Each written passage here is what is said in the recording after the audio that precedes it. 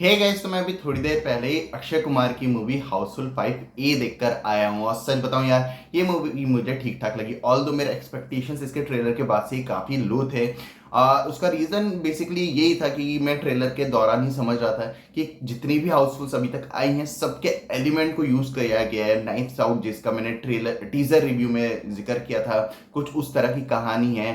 काफ़ी सारे कैरेक्टर्स और काफ़ी ज़्यादा कॉम्प्लेक्सिटी दिखाने की कोशिश की जाने वाली है। और ये सारी चीजें जो ट्रेलर और टीजर लेवल पे दिख रही थी ना, वो मुझे उतनी इंगेजिंग नहीं लग रही थी। जेन्युइनली बताऊं तो मेरे एक्सपेक्टेशंस काफी लो थे और उस एक्सपेक्टेशंस पे ये मूवी खड़ी उतरी है। मतलब मैंने बहुत ज्यादा उम्मीदें नहीं करी थी, इसलिए मैं डिसअपॉइंट बिल्कुल भी नहीं हुआ हूं इस मूवी से। डेफिनेटली ये मूवी बहुत ज्यादा कुछ कमाल की नहीं बनी है, लेकिन हाँ, आपको मजा आता है, बोर नहीं होते हो। बात करूं कहानी की, तो कहानी वही है जो हमें ट्रेलर में देखने को मिली थी। यानी जॉली जो कि जायदाद का वारिस है 69 बिलियन डॉलर्स का।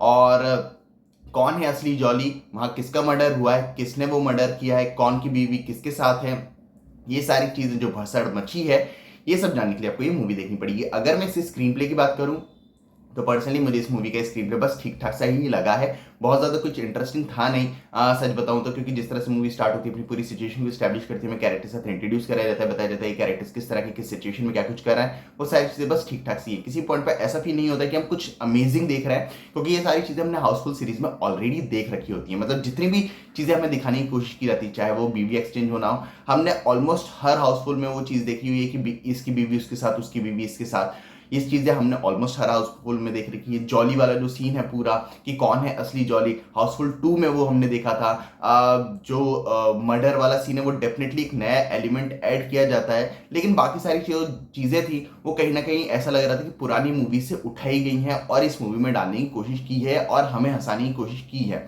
कुछ पॉइंट्स पे डेफिनेटली मुझे हंसी आई है, लेकिन सारे जोक्स पे हंसी आई हो ऐसी बात नहीं है। कुछ हिट एंड मिस रहते हैं। कुछ चीजें ऐसा लगता है कि ठीक है, ओके, ये इसने ये डायलॉग बोला है तो इसका रेफरेंस ये है। बाकी बहुत ज्यादा हंसी आई हुई है, बहुत ज्यादा मजा आया हो, ऐसा फील मुझे पर्सनली नहीं हुआ है। बात करूं मूवी कैरेक्टर डेवलपमेंट और कैरेक्टर्स के पीछे डायनामिक्स की, ज्यादा उम्मीदें मत करना इन चीजों से, क्योंकि कैरेक्टर्स को उसी तरह से लिखा गया है जिस तरह से हाउसफुल सीरीज में लिखा जाता है। तो और एक कहीं ना कहीं कंटिन्यूशन की तरह आप देख सकते हो कि अक्षय कुमार का जो कैरेक्टर है वो कंटिन्यू किया है। तो कैरेक्टर के साथ ज्यादा इंगेज करने के लिए या फिर उसको एकदम सरफेस लेवल तक से दिखाने की कोशिश की ही नहीं गई है। वो एक पॉइंट से दिखाया गया है जहां पर हमें पता है कि अक्षय कुमार का कैरेक्टर इसी तरह का है। सेम विद दोनों बाकी रितेश देशमुख, और अगर आप अभिषेक बच्चन की बात करो, फीमेल कैरेक्टर्स जितने भी उनका ज्यादा काम है नहीं। और आप समझ जाओगे मूवी देखने के बाद कि मैं ऐसा क्यों बोल रहा हूँ। ट्विस्ट एंड टर्न्स के नाम पे आपको ज्यादा कुछ देखने को मिलता नहीं है। जो बेसिक से ट्विस्ट है वो आप काफी आराम से प्रेडिक्ट कर पाते हो। कौन है मर्डरर, किसने किया है खून, और कौन है असली जॉली, इसका जवाब हमें काफी आराम से मिल जाता है। इसमें को बहुत ज्यादा कॉम्प्लेक्स करके दिखाने की कोशिश नहीं की गई है। और भी काफी सारी चीजें जिन पे बात की जा सकती है, लेकिन अगर मैं उन चीजों पे बात करने का तो स्पॉइलर दे बैठूंगा, इसलिए मैं उन चीजों पे बात नहीं कर रहा हूँ।